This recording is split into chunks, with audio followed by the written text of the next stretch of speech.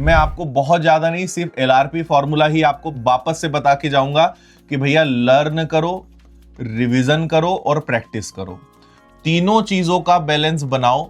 आपने अगर ये मेरा सूत्र नहीं पता है तो मैं आपको शॉर्ट में बता देता हूं। अभी लर्न का मतलब होता है कि सीखना, सिलेबस को पढ़ना, सब्जेक्ट को पढ़ना, टॉपिक्स को पढ़ना, अच्छे से गहराई से उसको समझना।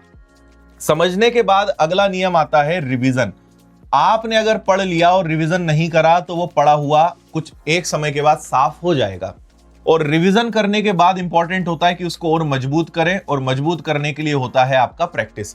अब यहां पे कोई PYQs तो है नहीं, तो आपको केवल सब्जेक्ट वाइज क्वेश्चंस लगाने हैं और जो मॉडल पेपर्स हम आपको देंगे वो आपको लगाने हैं, है ना।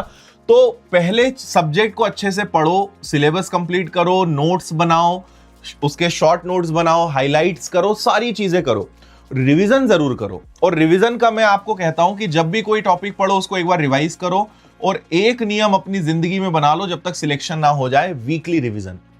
आप हफ्ते भर कुछ भी पढ़ो, लेकिन संडे का ये नियम बना लो कि यार संडे को जो भी हमने अभी तक पढ़ा है उसको पलटाना है। फिर प्रैक्टिस पे आओ तो आप उसी टॉपिक के क्वेश्चंस लगाओ, ठीक है। फिर आप क्या कर सकते हो, टॉपिक के क्वेश्चंस के बाद आप FLTs लगा सकते हो, है ना। आप मॉक टेस्ट दे सकते हो जो एक प्रकार के वही होते हैं। फिर आप क्या है, मॉडल पेपर सॉल्व कर सकते हो, है ना। और अलग अलग जो MCQs होते हैं सब्जेक्ट वाइज वो आप सॉल्व कर सकते हो। हमने सभी की किताबें भी निकाल दी है। और आपको मैं एक और चीज बता देता हूं, अभी 2 हमारी नई किताब आई है। एक तो आपको दिख रही होगी MPSI की 25 मॉडल पेपर्स की प्रीलिम्स की प्रैक्टिस बुक, तो ये आ चुकी है, ये आप ले सकते हो।